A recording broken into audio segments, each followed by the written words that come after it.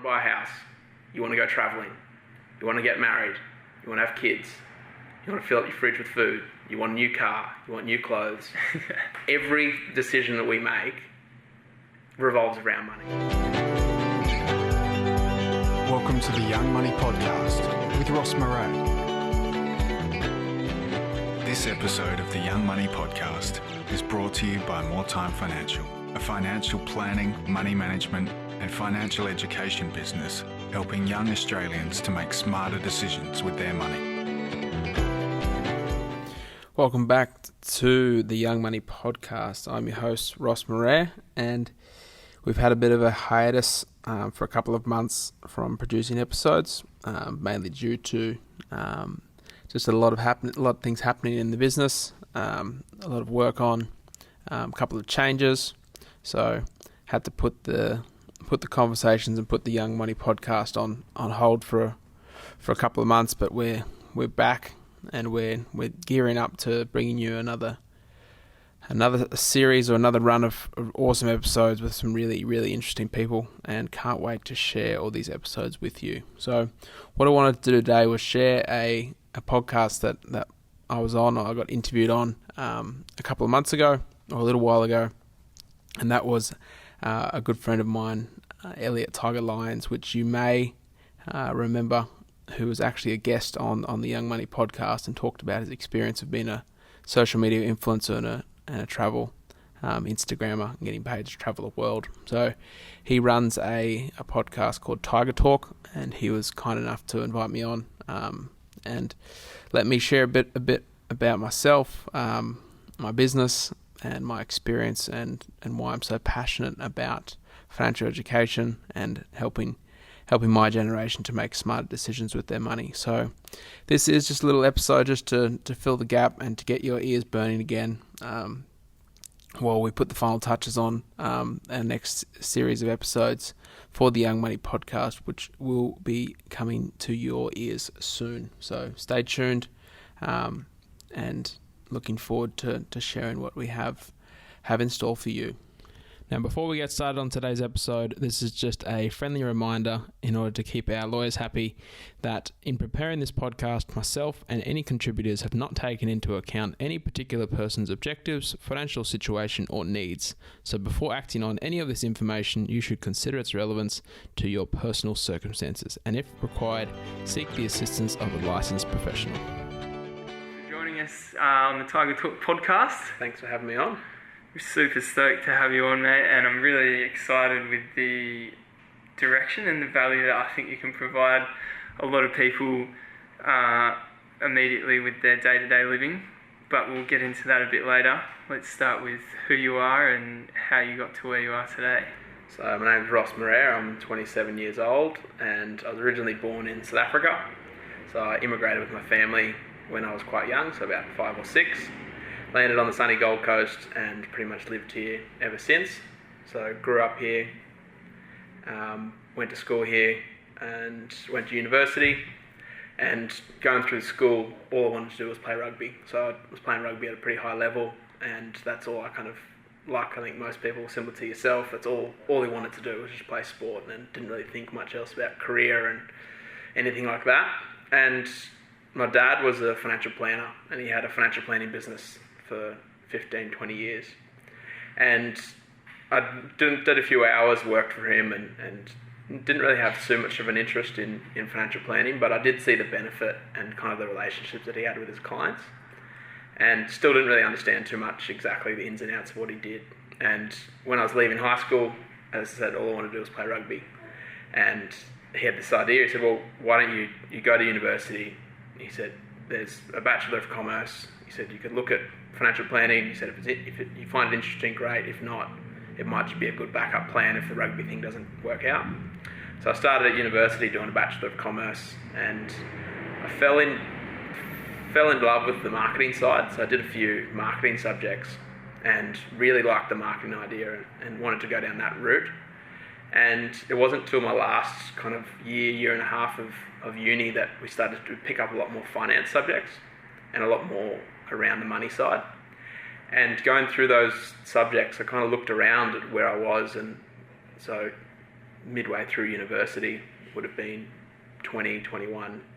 And I looked around at the stuff that we were learning in the classroom and what was happening in the real world, like outside of the classroom with my friends, and what we were spending money on, and we were going out partying, and people were buying cars and doing things.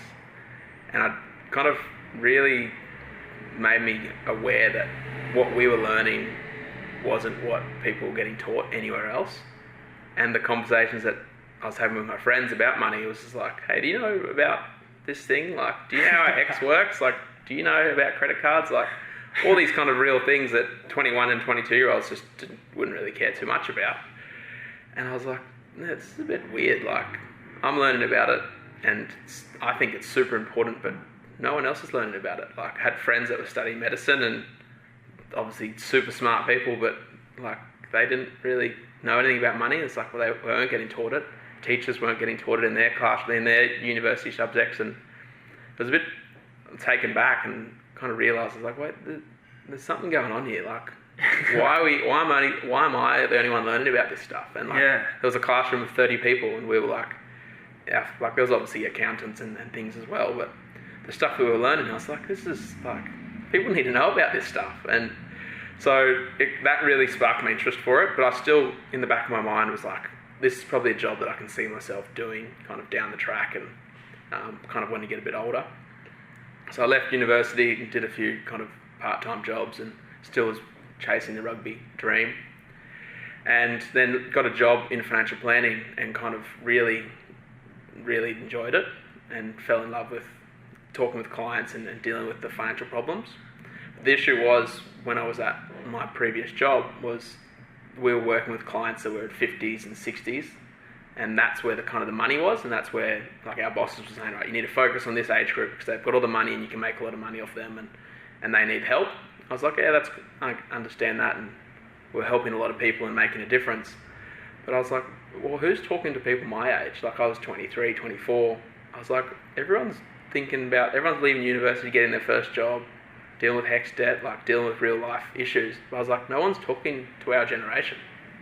I was like, no one's speaking to us about all this important stuff. Crazy, doesn't it? And I was like, I kind of brought it up a few times. I was like, I want to talk to people my age. And I just kept getting knocked back, and they said, no, like, just focus on the older people. Focus on the older people. They've got large retirement balances, and you can do a lot around there. That's where the money is. And it just kept bothering me. I was like, nobody's talking to our generation. Like, nobody's helping us. Like, all my friends are looking at buying houses and want to go travelling and all that side of things. So I ended up leaving the job that I was at and starting up a business with my father. We ended up starting a financial planning business called More Time Financial. And from day one, I had this idea. I was like, I want to help my generation with money. And that's what I've been doing for the last 3 years. So I've been running the business and trying my best to make a difference.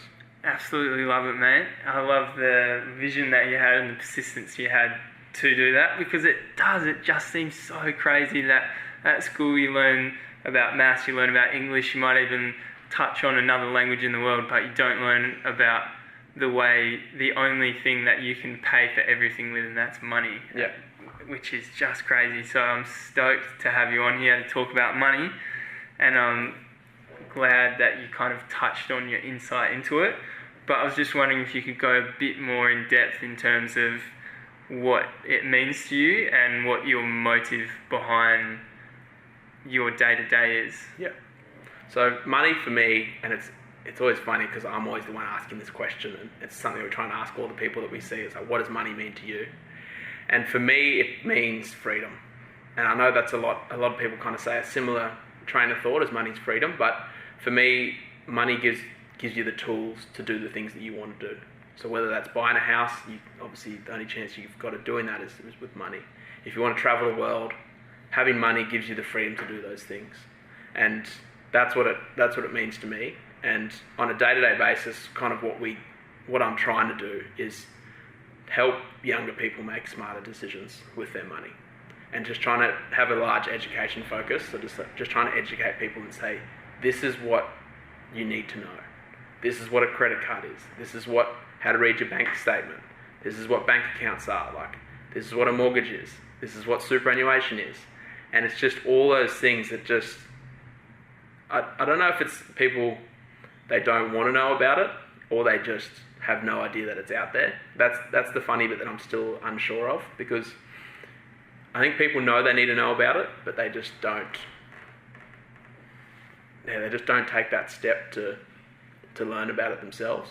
Because it just feels almost like another language. Like a few of those things that you just mentioned, then a lot of people are thinking that's a scary topic. Yeah. Mortgage, credit cards, loans, that all sounds so scary, and it's almost like, oh, I'll do that when I'm older, I'll do that when I'm older, I'll do that when I'm older. But at what point is it like, now's the time when I need to take ownership of my finances? Yeah.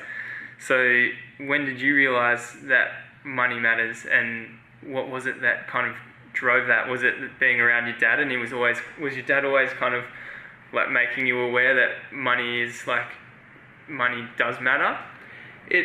I don't think it wasn't actually like I don't think it was intended from my parents. Like, I didn't think I guess I learnt about money from them, but I don't think it was super intentional.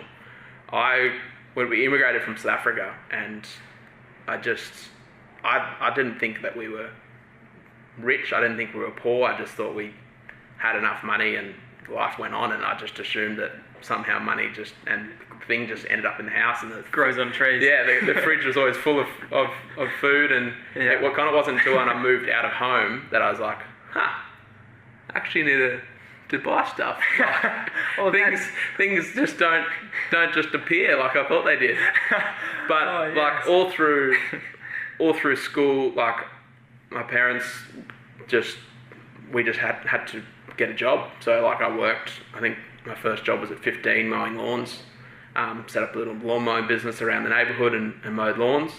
And I think the parents did a really good job in the fact that they gave us enough but didn't give us everything. And if we wanted to buy a new surfboard, if we wanted something, then we had to work for it. And I think that instilled in me the fact that if you want something, you actually have to do it for yourself. And started lawn mowing, started working at like a Mexican shop, washing dishes on the weekends. Worked at a car wash, and kind of worked pretty much all weekends. And even through university, I had like 2 jobs through university. And I think it was kind of what I was learning in the classroom at university, I was kind of applying to myself. I was like, all right, I need to put some money away in savings. So I think I was lucky in the fact that from kind of 18, like 19 when I started university, I was learning about that stuff. So I was being able to put money away and save, and was in really good habits from day one.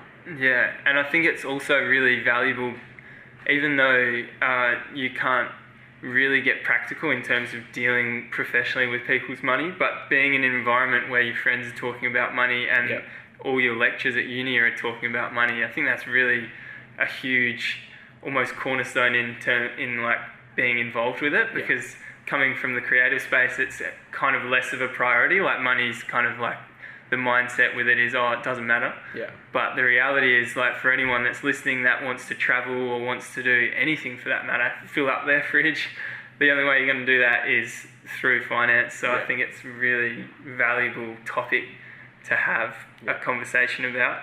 So I guess one of the biggest things that I would love to get your opinion on is why young people should worry about their finances and take responsibility for it. Because coming from that background where you've spoken to older people, you must see people that have got into really bad habits in a young age that maybe young people listening now could start getting practical with in terms of applying to their money and their day-to-day earnings. Yeah. So just firstly on dealing with the older generation, that's what really kind of kicked me into gear. Was we're dealing with people in their 60s and like turning 65 and about to hit retirement, and I was like, well, if some people came in, they had lots of money and they'd done it well, but the majority of people hadn't done it well at all, and they were suffering, and they were going to have to just live on the age pension, which is fine for some people, but for a lot of people they just had no money in super and things were looking pretty bare. And I was like, well, what if is there a way I can show younger people that this is what's going to happen? And it was that challenge to try and break through to people and say, look, you need to worry about money. This is what's going to happen. I'm seeing this on the other end. Like, I'm seeing people when they're getting 60 and they didn't pay attention because When they were 20, they're like, nah, I'll worry about when I'm 30. When they got to 30, they're like, nah, retirement or everything like that, like money, I'll just worry about it later. And we just keep pushing it and pushing it and pushing it away. And it's like everything that you've just said. You want to buy a house, you want to go traveling, you want to get married, you want to have kids, you want to fill up your fridge with food, you want a new car, you want new clothes. Every decision that we make revolves around money. And as much as I hate that that's the case, it's a necessary evil in some cases. Like, it's so necessary, whether that's physical money like coins and notes, whether that's using money on PayWave and using cryptocurrency, whatever it is, money plays a part in almost every decision we make. And the sooner that people can learn about it, be aware about it, take control of it, and start putting it to good use, then it changes people's lives. Yeah. And that's the bit that gets me out of bed every morning, is that I've seen the benefit of proper education, proper planning, proper advice that I can give to people and how much it changes their life. And if I can do that to more and more people, then I'll be pretty satisfied. Man, I almost think that's one of the best services you can provide people. That feeling where I'm assuming that when people get paid, you are the person that tells them or advises them how they should divide what they have earned, and in terms of giving them the flexibility to do the holiday that they want or get married, and then seeing your plan get put into work and then them living that would just be the most rewarding thing ever. Yeah. So just like on that, it's a lot of people kind of when they say, oh, you need to go and get financial advice or you need to talk to someone about money, it's that fear of money that because we weren't educated about it, or maybe we've had a bad relationship with it because our parents didn't have enough, so then that led to a poor mindset, or just those beliefs about money kind of get instilled from us, whether that's from the media or from our family or wherever that comes from.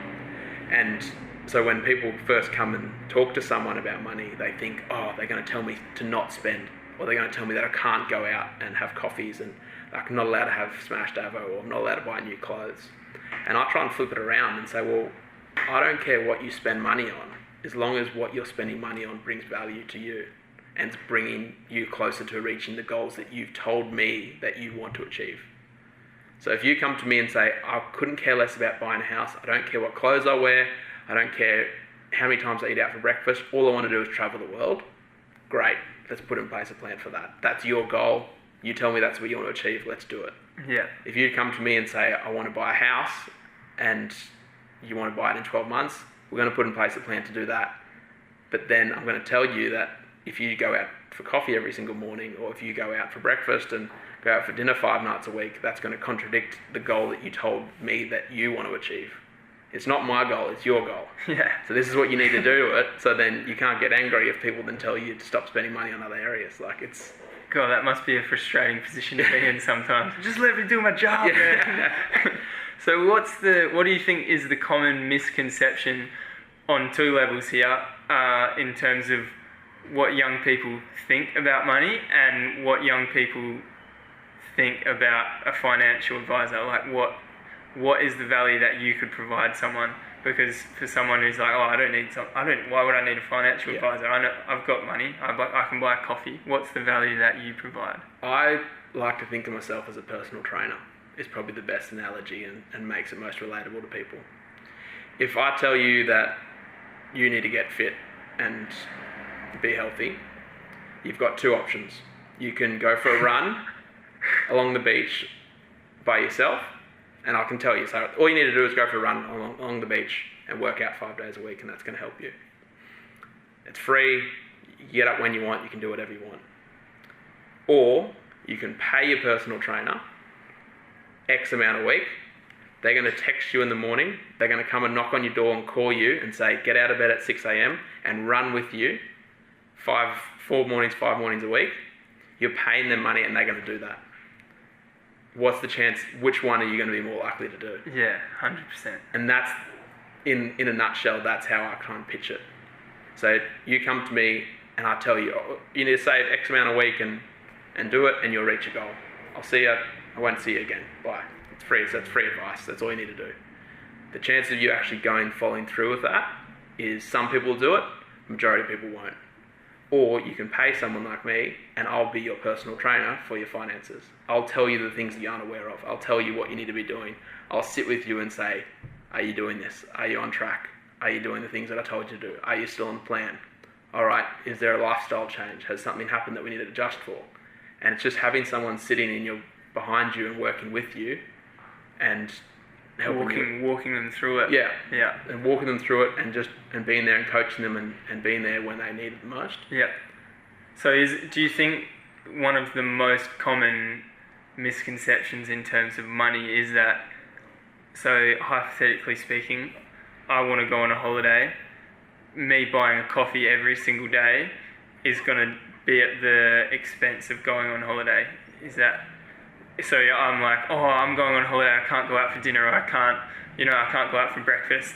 Is that relevant, or are they separate things because of what you've just said there, how if you want to go out for breakfast and you want to travel, then you can kind of divide it up, kind of. Yeah, I think it's just being aware of what you're doing and where you're spending the money, which I think is the biggest issue for a lot of people, is they just they're not aware, whether intentionally or unintentionally, they just spend the money that they earn and just don't really think about tomorrow.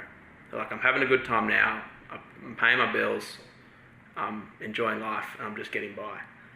And when it comes to, like, there's that negative perception around the media saying young people spend too much money on coffee, young people spend too much money on smashed avos. I was like, spend as much money as you want on coffee and smashed avos. Like, that's fine. If that's what brings you enjoyment, that's what fulfills you, and that's what you're happy about, do that.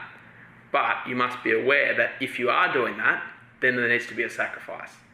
There needs to be a sacrifice in another area. So my biggest challenge for people is trying to find out what fulfills them and what they actually really value and what they want to achieve. And then we figure out what that compromise is. Mm-hmm. We say, right, do you want to go on a holiday each year? Or would you prefer to spend money on going to breakfasts and coffees and going out with friends every 3 mornings a week? Yeah. So that's your choice. You tell me what you'd value more. Yeah, and you'll give it to them. Yeah. You'll show them how to do it. And you sit down and say, look, you're telling me that you want to go on holiday, but you're also telling me you want to spend $500 a week on going to the pub and pokies and gambling and whatever else. I was like, well, like, there's a contradiction. Yeah. So figure out firstly what's important to you, not what your parents tell you should have or your friends tell you should be doing. What's important to you, and then make a plan to do it. And then you'll start to realise that, if I don't spend that money on things that I don't value, I can put more towards the things that I do value, whether going on holiday or buying a house or going out with friends, whatever it is. So it comes down to figuring out what you value and making sure that every dollar that you work hard for is helping you achieve the things that you value and not going on things that you couldn't care less about. I think it's on a broader scale, I think it's an almost important thing to go through as well, outside of money. Just what you were saying there, kind of resonating that with what we were talking about earlier about finding what fulfills you. Yeah. Because not only if you're discussing with you, opening that topic of conversation about what actually makes you happy and investing more money in that, it's going to make you happier as a person as well, not purely financially, but also just generally, like, emotionally, because that is something that people just live day to day and don't think about. Like, everyone's kind of living almost vicariously through Instagram. They're like, oh, that's never going to be me.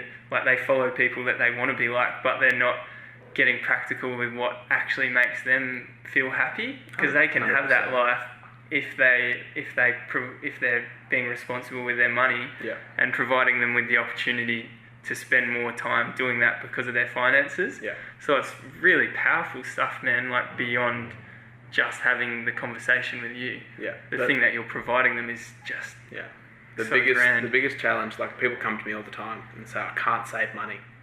It's just too hard to save money. I was like, yeah, I get that, it is hard. What are you trying to save money for? I don't know.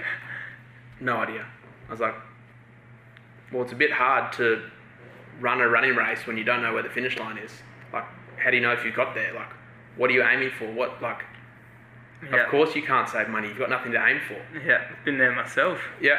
So, and that's, I think, the biggest challenge is we sit down And it's really funny, people come in and they think we're all going to talk about money, and then we start talking about goals and like all this other stuff that obviously is important to money, but it's not what people think.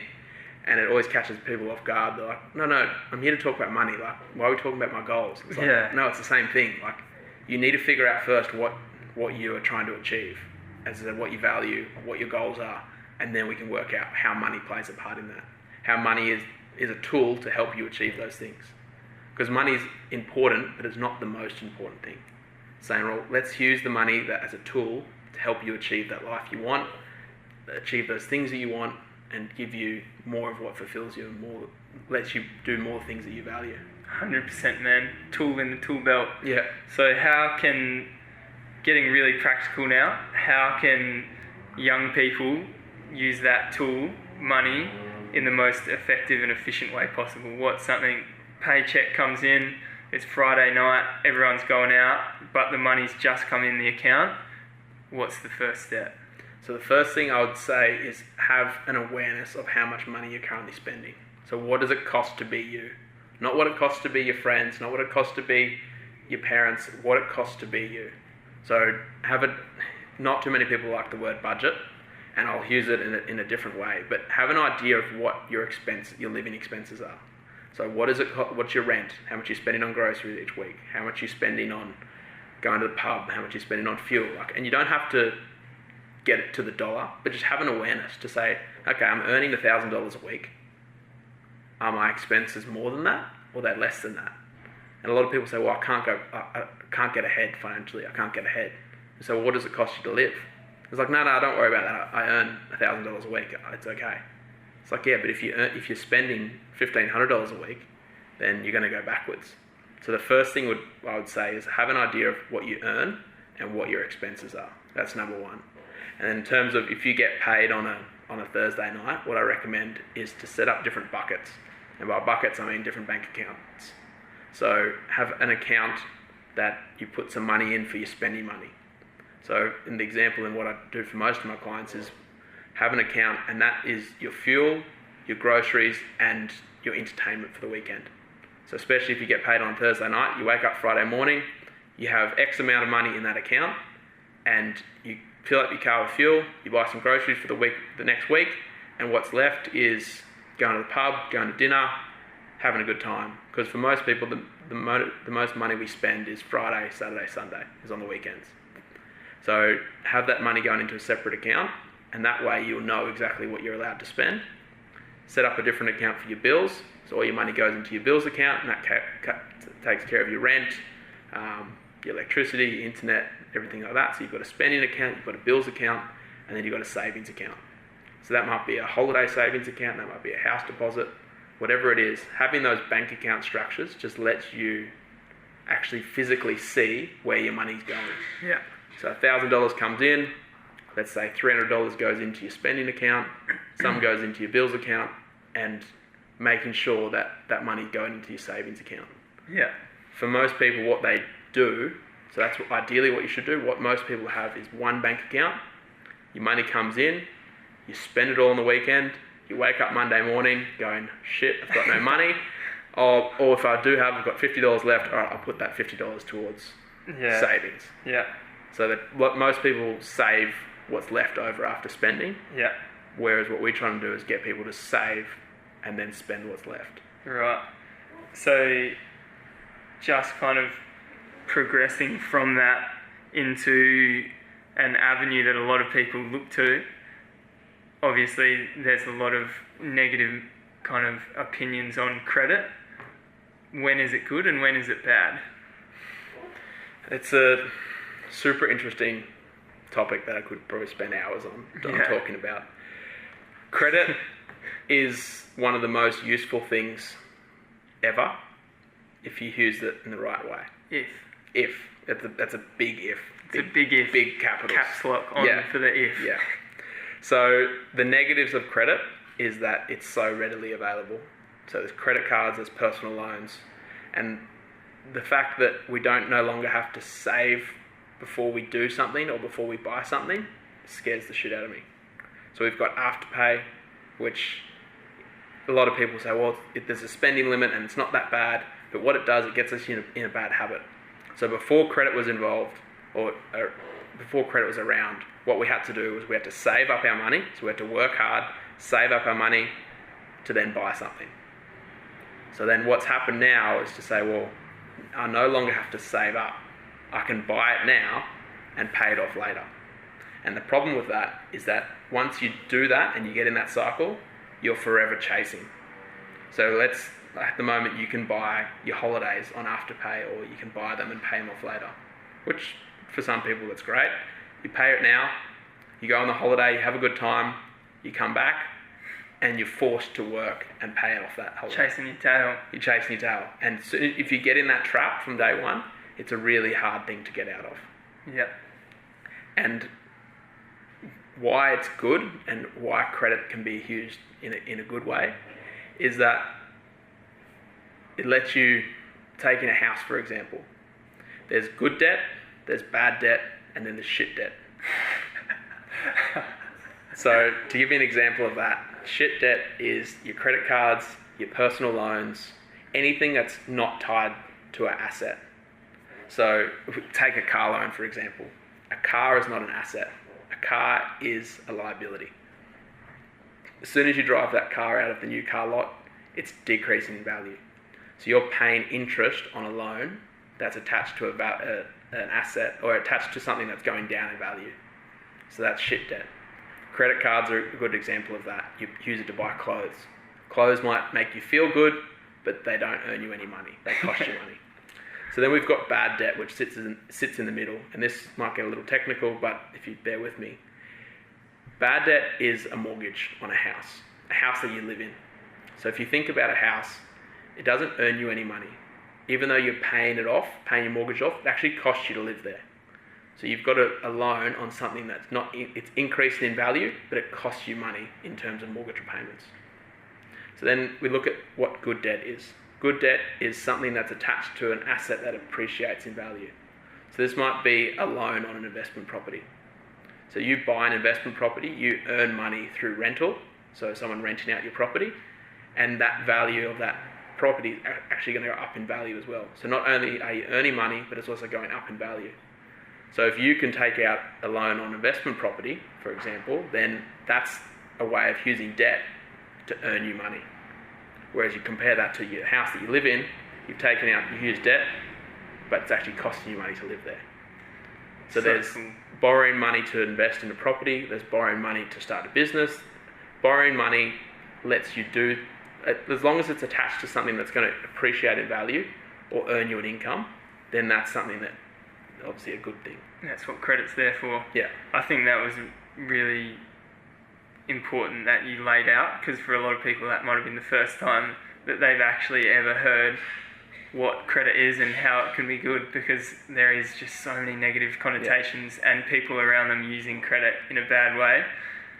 Just to tie things up, what if you could provide one piece of advice for young people with regards to money, what would it be? What would your guidance be? Figure out what's important to you and what you want to achieve. And money can help you get there. The money will help you get there. It's a bit of a mindset shift, because it's not like, oh, well, what should I invest in, or what should I buy, or like how much should I save each week. It's figure out what's important to you, figure out what you value, not anyone else, what you value, and then let the money help you achieve that. Ross Marais, thanks for your time. If you've enjoyed this episode of the Young Money Podcast, make sure you subscribe to keep up to date with all the latest episodes. And feel free to leave a like, comment, and share it with a friend.